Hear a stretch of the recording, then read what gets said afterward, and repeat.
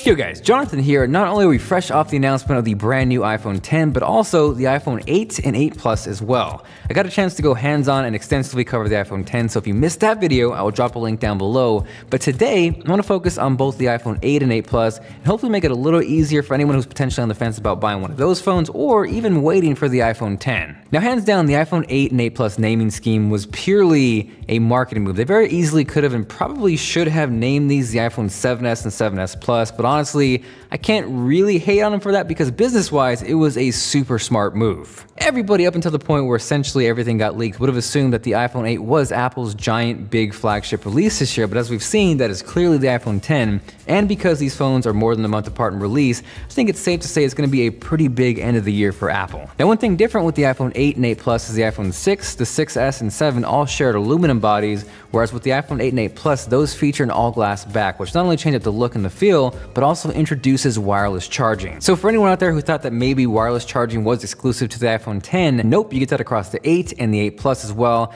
And as you start to see throughout this video, these three phones share more features than you might think. Now, as far as the colors go, gone is rose gold. So no longer we have to argue about whether it's pink or rose gold. We are now simply left with silver, gold, and space gray. Honestly, after seeing these in person, I think I'm gonna have to say gold is my favorite. It just looks the nicest by far. And surprisingly, I'm gonna say that silver is my runner-up and that space gray out of these three was my least favorite. Now, as far as the displays go, there definitely are some improvements, nothing drastic though. The iPhone 8 is still rocking a 4.7-inch display with the same resolution, whereas the iPhone 8 Plus is rocking a 5.5-inch display with the same resolution as well. Upgrades that both these phones share are improved stereo speakers. Surprisingly, both the iPhone 8 and 8 Plus share the exact same A11 Bionic chip found in the iPhone 10, so maybe you're not ready to give up that home button, or the iPhone 10 really isn't doing it for you. It's nice to know that you're not gonna have to sacrifice performance. So if you missed my iPhone 10 video, crazy name aside, that A11 chip is supposed to be stupid fast. I think there were some preliminary benchmarks that leaked showing that it was just as fast as a 13-inch MacBook Pro, which is kind of crazy if you think about it. I, for one,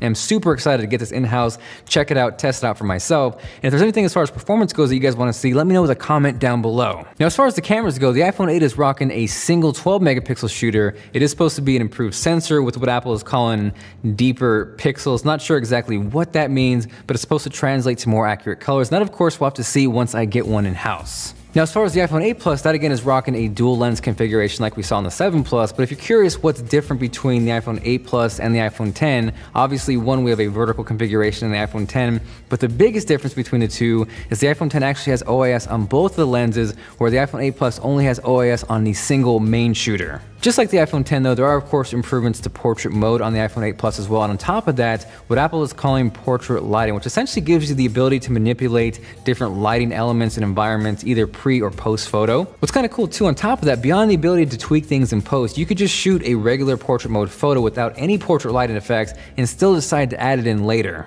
Now from there, hands down, one of the biggest upgrades to come to the iPhone 8, the 8 Plus, and the 10, this is one feature that all three of these phones share, is video. These phones all shoot at 4K 60 frames per second. And what might be a little crazier for me is 240 FPS slow motion at 1080p. GoPros don't shoot 4K 60, none of the Canons shoot 4K 60. I think the GH5 will get you 4K 60 FPS, but that is nearly $2,000. So hopefully that should put things into perspective. So from there, for anyone who's kind of on the fence between the iPhone 8 and 8 Plus or the iPhone 10, I think one of the biggest questions is, are you ready to give up that home button? Both the iPhone 8 and 8 Plus still have that comfortable, familiar Touch ID home button, where the iPhone 10 obviously does not. Essentially, you're almost kind of guinea pigging a first generation product with the iPhone 10, because do you trust Face Unlock? Is it going to be good enough? We've already seen some controversy, so that is something you definitely have to ask yourself. For me, what draws me most towards the iPhone 10 is you're essentially getting all of the Plus features in a smaller form factor. You're getting a bigger screen, you're getting dual cameras with OIS on both lenses, so for me, that's kind of almost the way to go. I will say though, if I had to guess between these three phones, I would think the iPhone 8 Plus would still have the best battery life out of the three, followed by the iPhone 10, and of course, lastly, the iPhone 8. Ultimately, features aside though, it comes down to pricing. Do you want to pony up the cash for the iPhone 10?